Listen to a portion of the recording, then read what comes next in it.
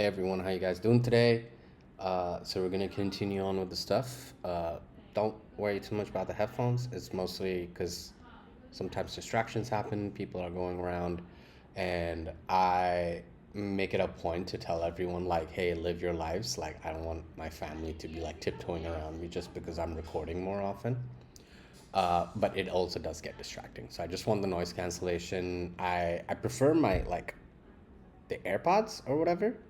But the thing is, it's just like shoving it into my ears. It hurts like after a while. It just gets super itchy, and then I get like infections and stuff.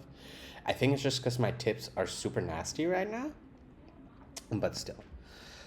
Anyways, getting back to it, we are focusing on chapter 14. We've already ran this first cell, right? It's about classes and functions. What's up? Finally, we're getting to classes.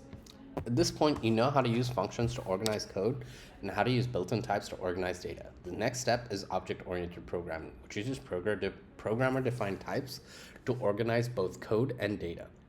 Object-oriented programming is a big topic, so we will proceed gradually. In this chapter, we'll start with code that is not idiomatic. That is, it is not the kind of code experienced programmers write, but it is a good place to start. In the next two chapters, we will use additional features to write more idiomatic code. Programmer defined types. We have used many of Python's built-in types. Now we will define a new type. As a first example, we'll create a type called time that represents a time of day. A programmer defined type is also called a class. A class definition looks like this. Boom. The header indicates that the new class is called time. The body is a docstring that explains what the class is for. Defining a class creates a class object. The class object is like a factory for creating objects. To create time object, you call time as if it were a function. The result is now an object whose type is dunder main.time, where dunder main is the name of the module where time is defined. Boom. When you print an object, Python tells you what type it is and where it is stored in memory. The prefix 0x means the following number is hexadecimal. Boom. Yeah, so um, pretty straightforward stuff. It's similar to a function definition, except with def instead of def, it's class time. I'm sure they're gonna get into it, but there's right now it's just a plain factory, so this does not actually exist in the sense of this does not take any parameters. To get it to take parameters, you actually define a new function called def dunder init dunder colon a some parameter a and print a, right? So now with that, if I run this, it's gonna, oh wait, I need to run this first. And then I do this. Oh.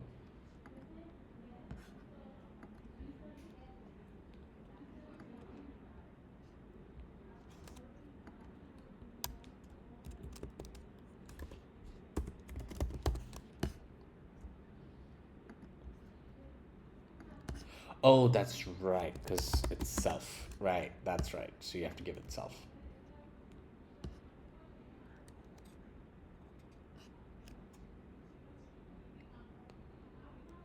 Huh?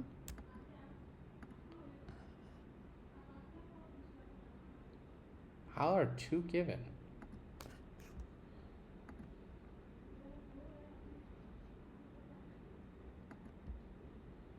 How is two given? Only one is given here. I'm so confused. Oh, there you go. Okay, I didn't rerun the cell. That's what happened. Right, so basically, um, so if you want to pass it parameters and things like that, you have a dunder init function. Now, good practice with this function, when you write a dunder init, and by the way, dunder stands for double underscore. Every time you see these leading and ending double underscores, it's usually some sort of special function that Python does things with.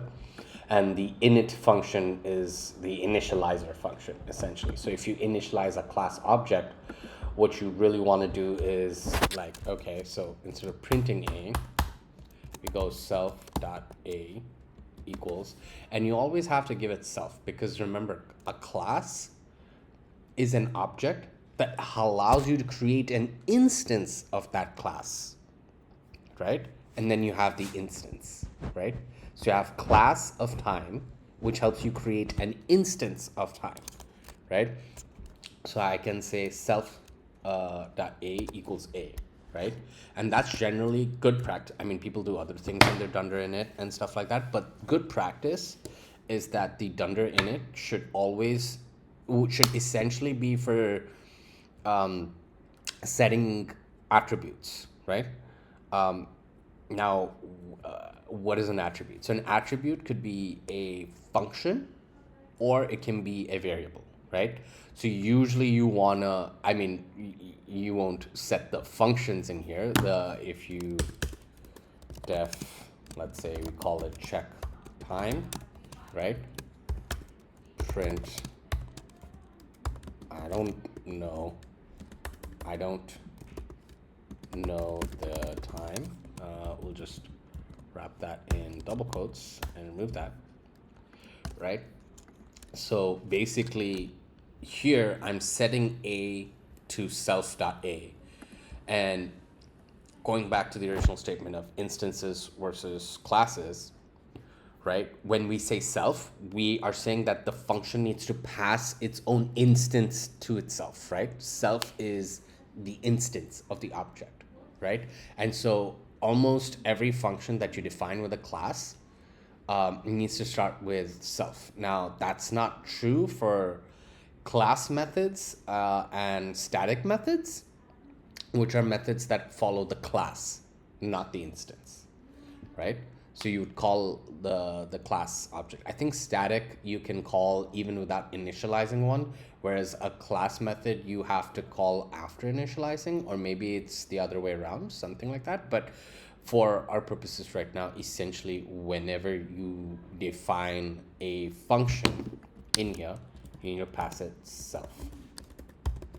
Boom. I don't. If I don't pass in self, what'll happen then? Oh, nothing. Okay.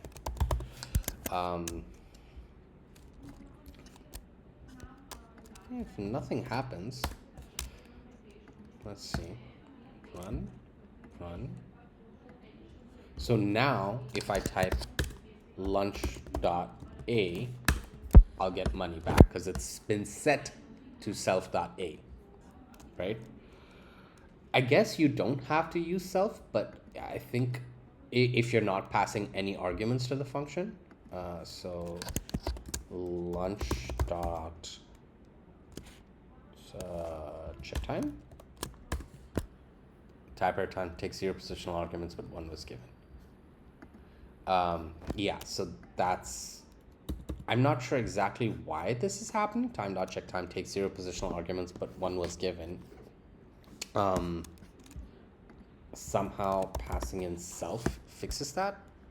Oh yeah, because I know why. Okay, so the reason that's how, and you do have to define it with self. It ran and it didn't throw any errors, and it didn't throw any errors because essentially a function or a method, which is an attribute of the instance of the class, will always be handed its own instance, right? Like, hey, here's the instance of the class, now do the function, right?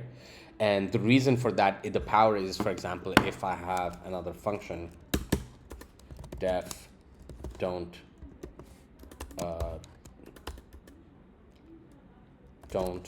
know the time, right? And then you go print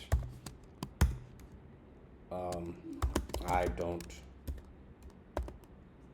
know the time, and then I call here in check time, I say self dot don't know the time, right? Then I just call, then that's why you always pass self to its to the method, right? It takes the instance, right? So one is that the power of it is that means you can call other functions within that instance, right? Self dot don't know the time, right? But why is that really powerful? Here's why it's really powerful, right? So let's say self, I don't know the time, right? Self dot a, self dot don't know the time. If self dot a equals money,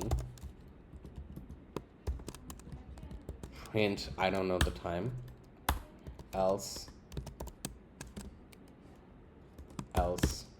print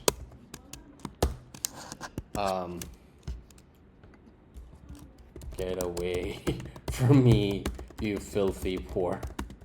Okay, I'm just saying random stuff. So I'm sure they're gonna get into all of this in the chapter, but I'm just like wanting to type and explain it, right? And so the power of this is if I hit run here, right?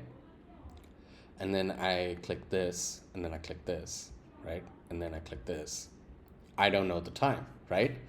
And that's why you need, but if I did this, something, one, now lunch.a has changed, and therefore lunch.checkTime has changed. Get away from me, you filthy port, right?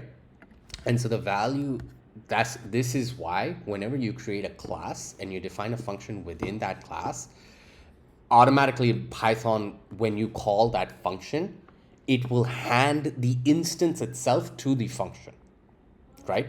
Because what you do in those functions usually has something to do with that instance, right? And that instance has other attributes, other functions that are all interrelated. So to be able to use like the specific state of that instance is why we pass the instance itself to the function, okay? Maybe I'm not using the appropriate terminology, and probably the book will get into that.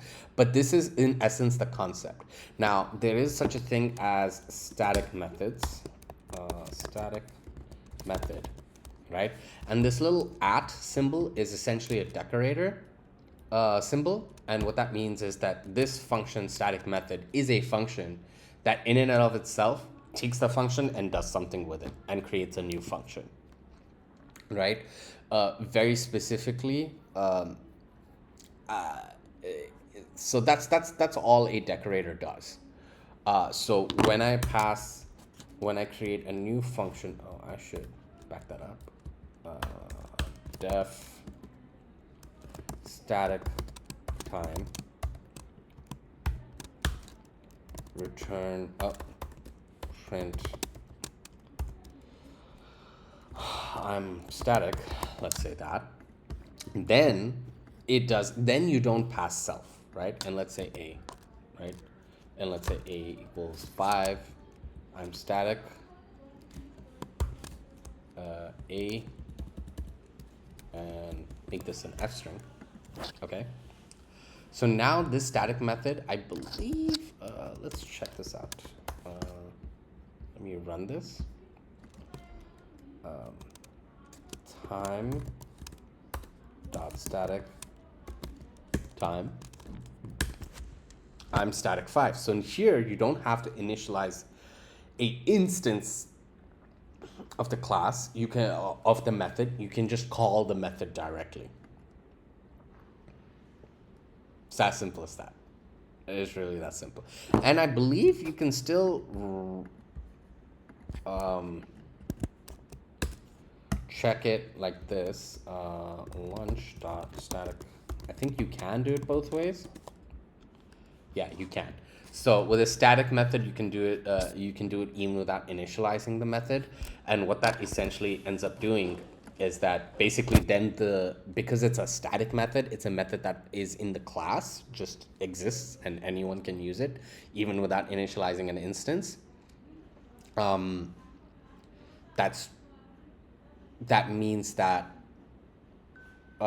it doesn't need to be passed its own instance, because this function is not tied specifically to instances of the class, and that's why it's called a static method. So that's, I think, essentially what this function does, is it takes this function and then makes sure that the function that it returns is the same function, except we enforce that self is not passed to this function, right? That's all. That's what this decorator does. Let's see if I can get into class methods.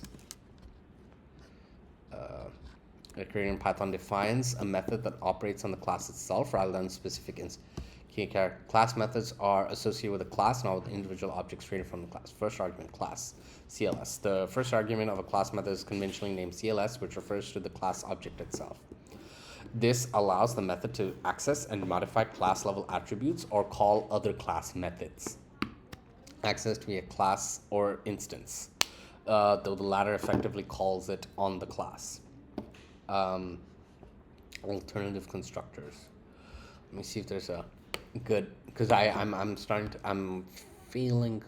Let me just Google difference between class method and static method Python.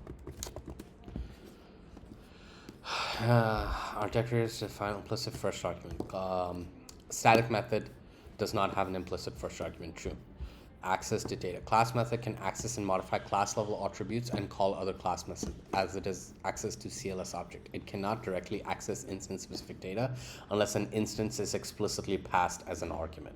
Static method cannot access or modify class level attributes or instance level attributes directly as it doesn't receive CLS or self. It operates independently of the class or its instances. There you go. It's right.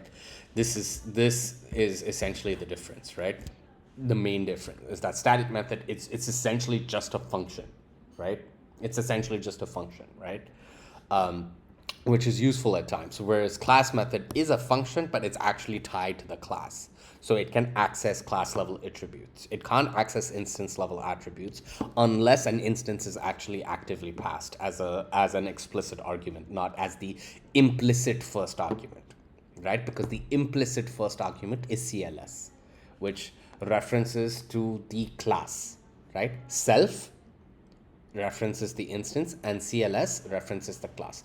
Now, the thing about self and CLS, these are not enforced by Python that you have to call it these, but it's extremely common that everyone does it that way, right? And so it's better to stick with that. Honestly, at this point, I feel like Python should enforce it, but whatever. Anyways. So I'm not going to give an example of a class method, but I think that's like a decent overview of what's going on here. Let's see what else it says. So it's now open. So Dunder main is the module where it's defined. And Dunder main is the module which is the entry point to your program. So that's like a special reserved name for that.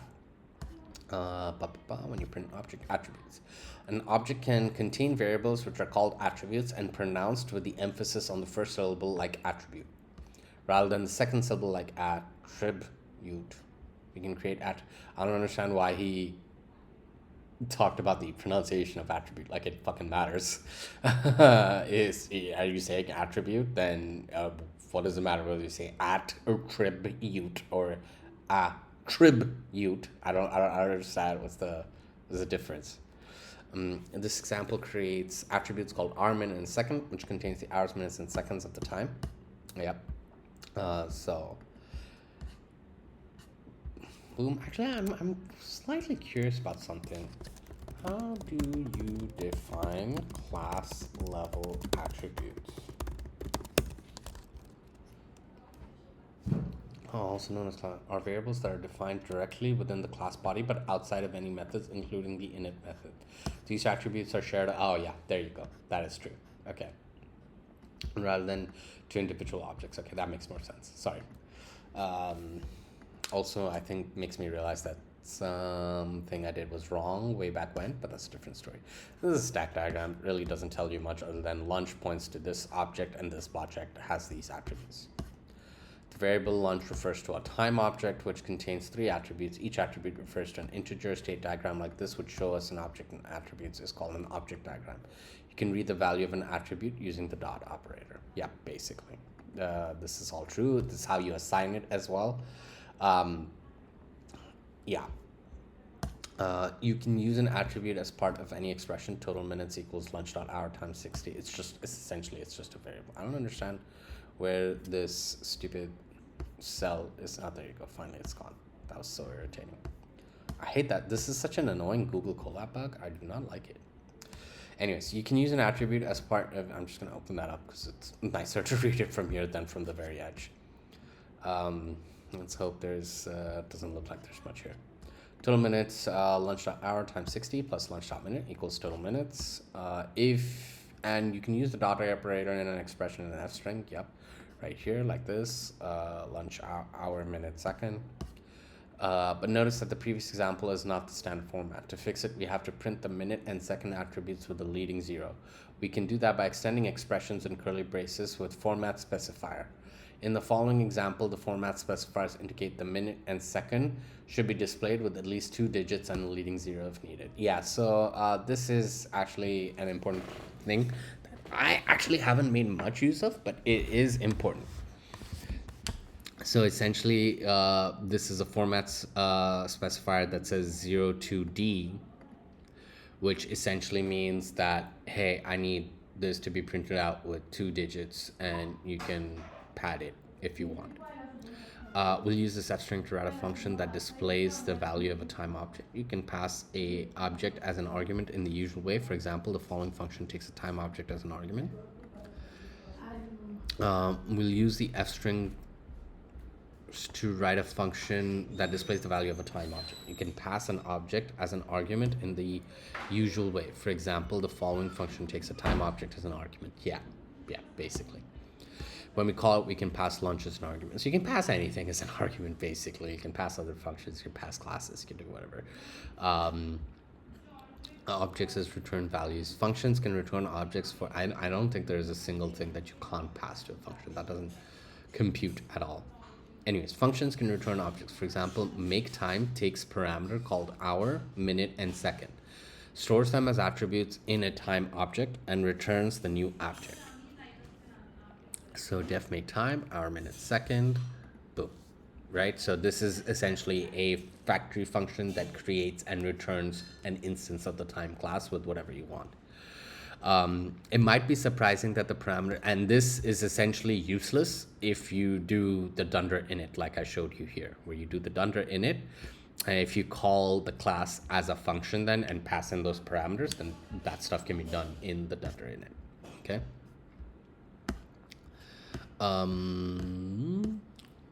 Scrolling back down, objects as return values. Might be surprising that the parameters have the same names as the attributes, but there's a common way to write a function like this. Here's how we use make time to create a time object. Boom, there you go. Oh, I see what the problem is. That's because of my Funkadelic nonsense over here. So I'm just gonna comment that out really quickly and run it again.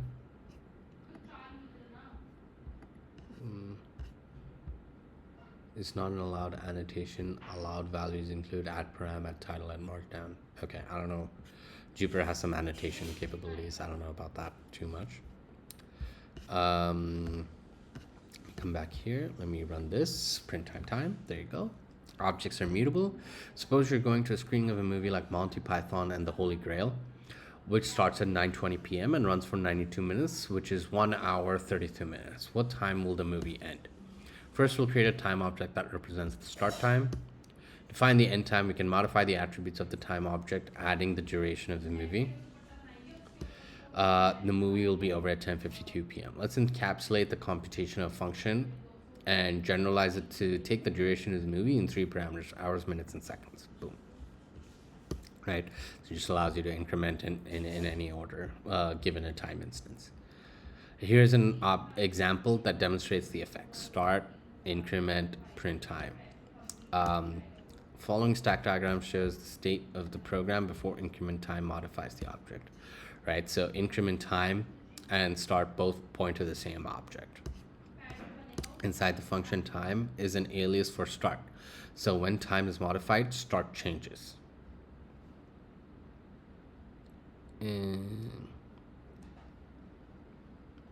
Yes. Time is an alias for start. Yeah, correct. Right? Because both of these refer to the same object. The function works, but after it returns, we're left with a variable named start that refers to an object that represents the end time, and we no longer have an object that represents the start time. It'd be better to leave start unchanged and make a new object represent the end time. We can do that by copying start and modifying the copy. Okay, the copy module provides a function called copy that can duplicate any object. We can import it like this. To see how it works, let's start with a new time object that represents the start of the movie, start, and make a copy, end equals copy start. Now start and end contain the same data, boom, but the is operator confirms that they are not the same object. Start this end. Let's see what okay, can this thing move? Let's see what the equals equals operator does. Start equals equals end, false. Yeah, because they're not the same object, right? We just created a new object, we copied it, right? Yeah. Pure functions. We can use copy to write pure functions that don't modify their parameters. For example, here's a function that takes a time object and a duration in hours, makes a copy of the original object, uses increment time to modify the copy, and returns it. Boom. Add time. Here's how we use it. Boom, boom. Just going to show that to you. It's kind of arbitrary examples, but I'm just going to run them anyways. The return value is a new object representing the end time of the movie, and we can confirm that start is unchanged. Boom. Add time is a pure function because it does not modify any of the objects passed to it as arguments, and its only effect is to return a value. Anything that can be done with impure functions can also be done with pure functions. In fact, some programming languages only allow pure functions. Programs that use pure functions might be less error prone, but impure functions are sometimes convenient and can be more efficient. All of this is very true. In general, I suggest you write pure functions whenever it is reasonable and resort to impure functions only if there's a compelling advantage. This approach might be called a functional programming style. Yeah, that is true. Basically, I don't want to even get into this. It's so hard to explain. I don't think I understand it well enough to be able to explain it well. So we're not going to get into it, but basically it's a different programming style,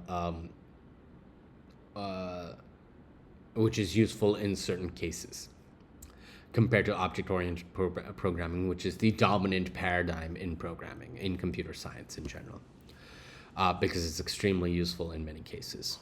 In the previous example, increment time and add time seem to work, but if you try another example, we'll see that they are not quite correct. Suppose you arrive at the theater and discover that the movie is 9:40 and not 9:20. Here's what happens when you compute the ended time. 10:70, yeah, because obviously there's no checks. The result is not a valid time. The problem is that increment time does not deal with cases where the number of seconds or minutes adds up to more than 60. Here's an improved version that checks whether the second exceeds or equals 60. If so, it increments minute, then checks whether minutes exceeds or equals 60. If so, it increments hour. Fixing increment time also fixes add time, which uses it. So now the previous example works correctly. Boom. But this function is still not correct because the arguments might be bigger than 60.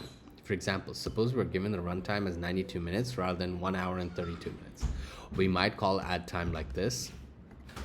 The result is not a val time. So let's try a different approach using the divmod function. We'll make a copy of start and modify it by incrementing the minute attribute. I don't understand. Why did this go wrong? Add time start 0920.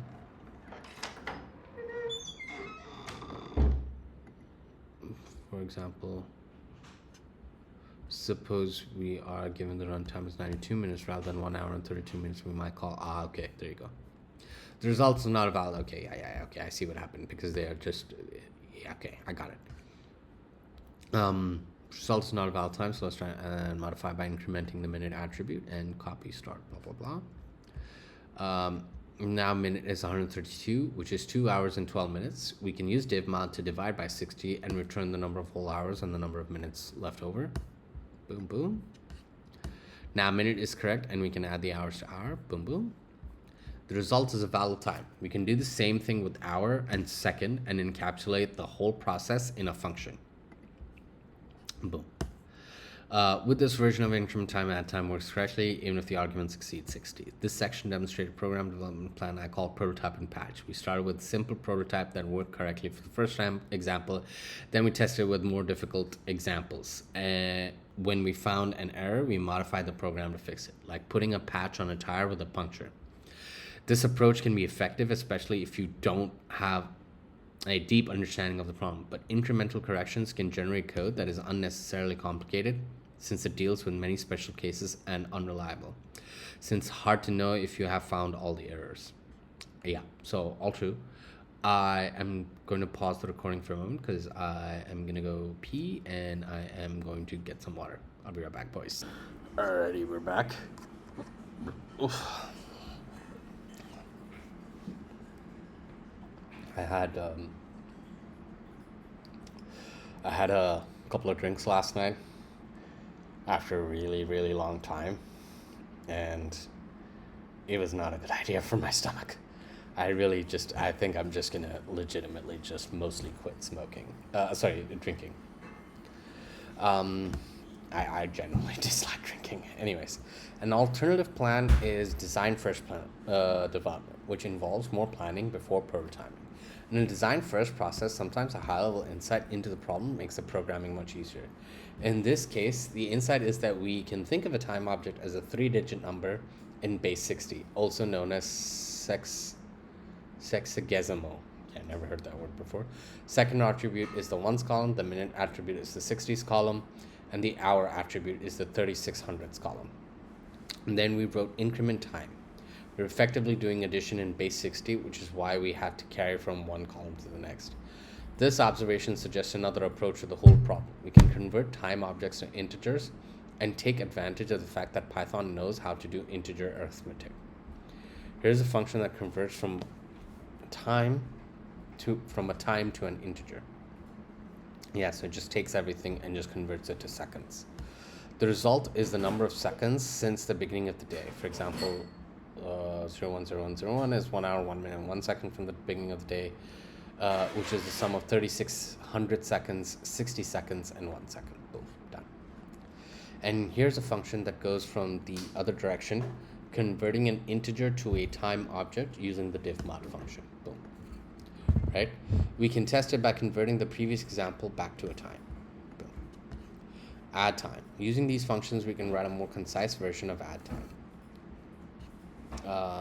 And the first line converts the arguments to a time object called the duration. The second line converts time and duration to seconds and adds them. Here's how it works. Print time and in some ways, converting from base 60 to base 10 and back is harder than just dealing with times. Base conversions is more abstract. Our intuition for dealing with time values is better. But if we have the insight to treat times as base 60 numbers and invest the effort to write the conversion functions time to int and int to time, we get a program that is shorter, easier to read and debug, and more reliable. It's also easier to add features later. For example, imagine subtracting two time objects to find the duration between them. The naive approach is to implement subtraction with borrowing. Using the conversion function is easier and more likely to be correct. Ironically, sometimes making a problem harder or more general makes it easier because there are fewer special cases and fewer opportunities for error. Debugging, so we're basically at the end. He always has a section called debugging, which I quite like actually. It's got some cool insights. Python provides several built-in functions that are useful for testing and debugging programs that work with objects. For example, if you are not sure what type of object is, you can ask. You can check what the instance like is. If you are not sure what an object has a particular attribute, you can use hasAttr to get all the attributes and their values in a dictionary. You can use vars. The struct shape module, which we saw in chapter 1, also works with programmer defined types. Yeah, so this does work, but I would not use it. I would use any of these others because they're more informative and it's not something you have to actually maintain or anything like that, because this is just some random dude's random function. Not random dude, guy who wrote this whole book, I'm presuming, but so probably he knows his stuff. This is glossary, definitely check it out, it's great. Ask a virtual assistant, what's the difference between a class and a type? I know it intuitively, but I'm not really sure. Let's Google that. What is the difference between a class and In primitive, a close labor, a type defines the characteristics of a value or variable, including the kinds of data it can hold and the operations it can be performed on. Types are fundamental to a language's type system. It ensures type safety by preventing operations on incompatible data. Examples of built-in types include integer strings, booleans, and floating point numbers. Class is a blueprint or template for creating objects in object-oriented programming. It encapsulates data, attributes, or fields, and behavior, methods, or functions in a single unit. Instances of a class are called objects. Type is a broader concept encompassing various data classifications, including primitive types. Okay, I'm just gonna skip that.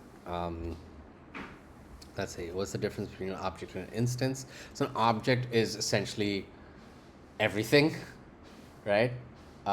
Everything flows from an object is like the top level thing, and everything is an object. Almost everything is an object.